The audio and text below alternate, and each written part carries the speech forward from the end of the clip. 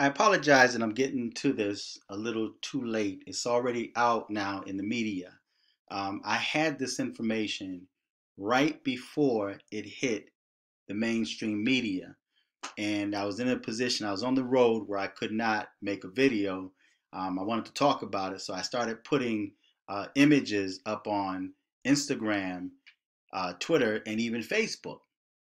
But this young man right here, Joshua Brown, and I'm sure most of you had already heard the story that he was shot to death.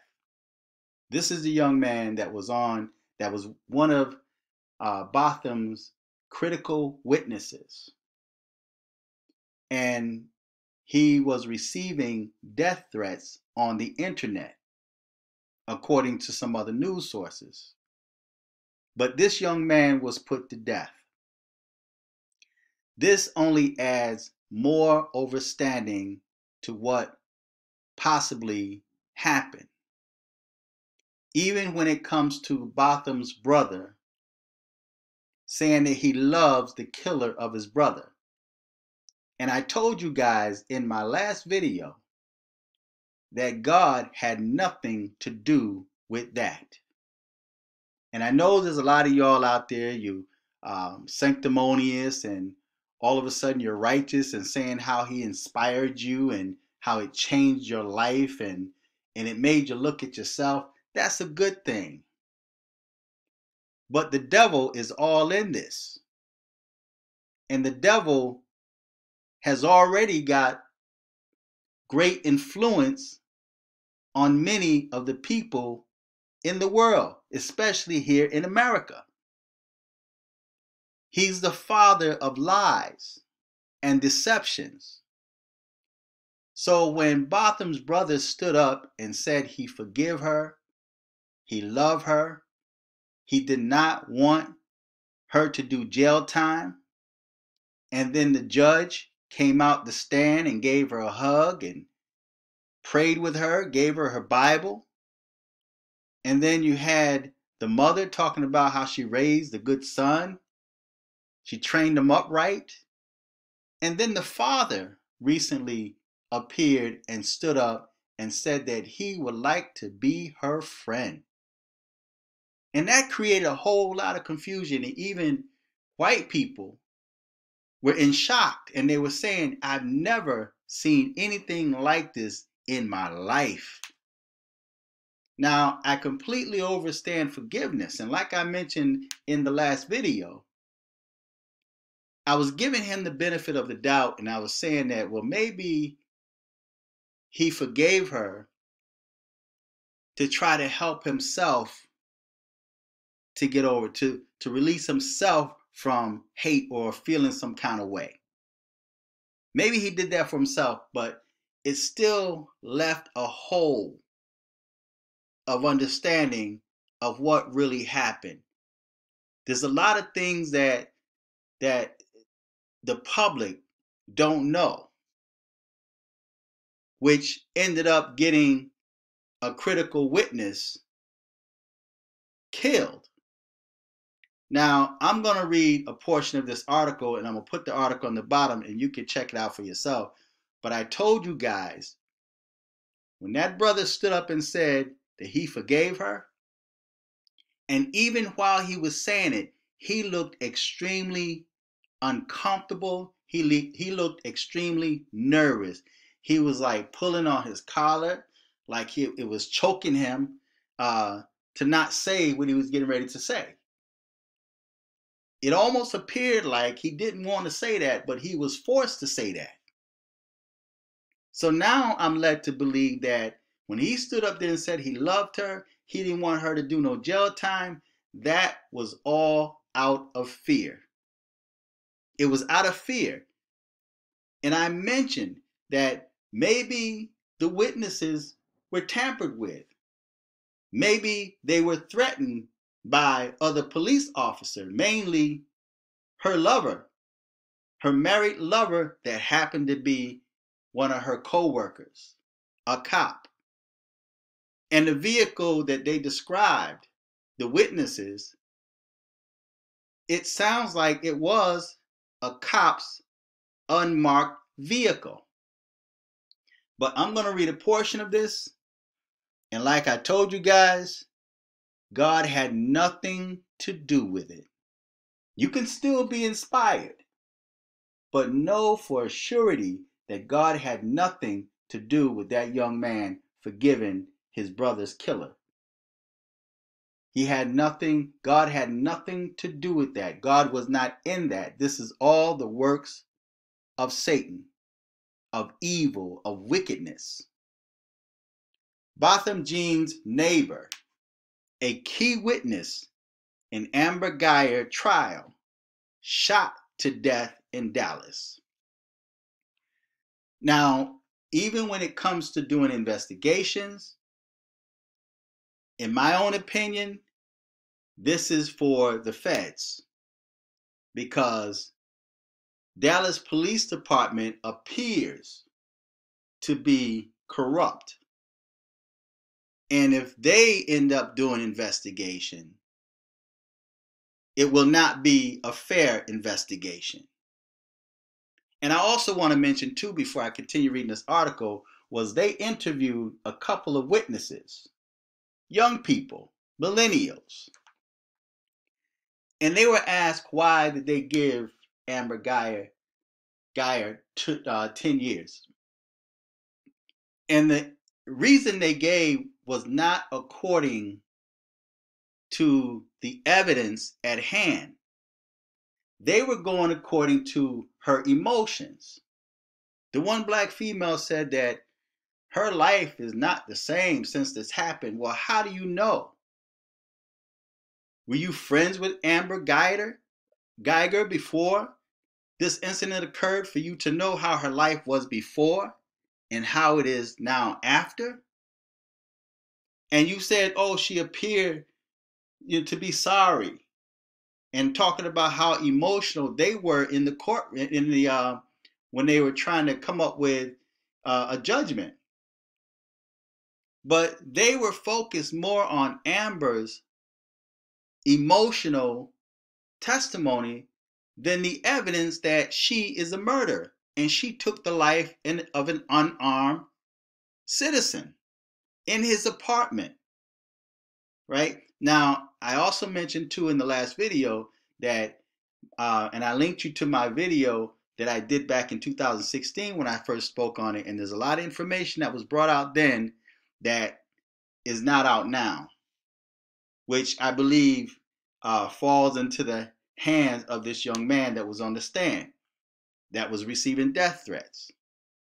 And again, this could be the reason why the brother was forgiven, the family was forgiven, because they feared their lives.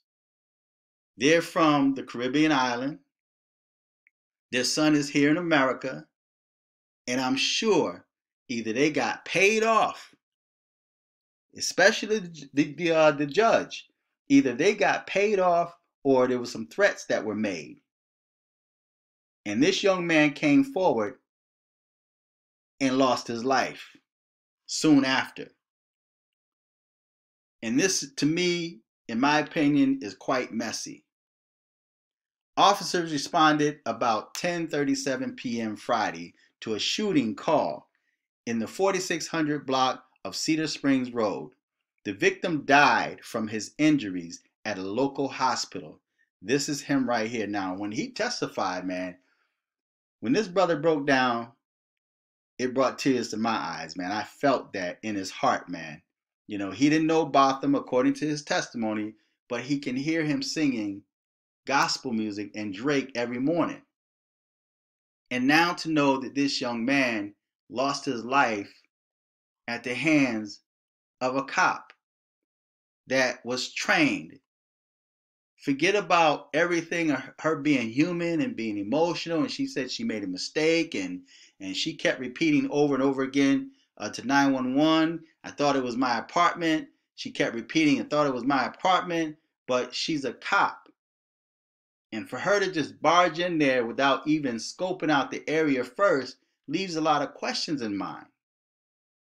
Because if in case she thought it was her house and somebody broke in, And she stormed in there, and she had tunnel vision, and her focus and attention was only on the suspect at hand, and she's not paying attention to her flank, then somebody could have easily knocked her upside her head, right? So it don't make sense to me at all, right? But this is the young man right here when he cried.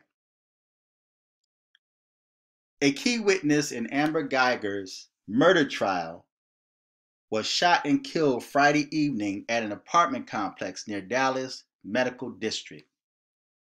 Joshua Brown, a neighbor of Botham Jeans and Geiger at the South Side Flats apartment, was slain about 10:30 p.m. in the 4600 block of Cedar Springs Road. Wait a minute. Joshua Brown, a neighbor of Botham Jeans and Geiger, okay, at the South Side Flats apartment, was slain about 10:30 p.m. in the 4600 block of Cedar Springs Road.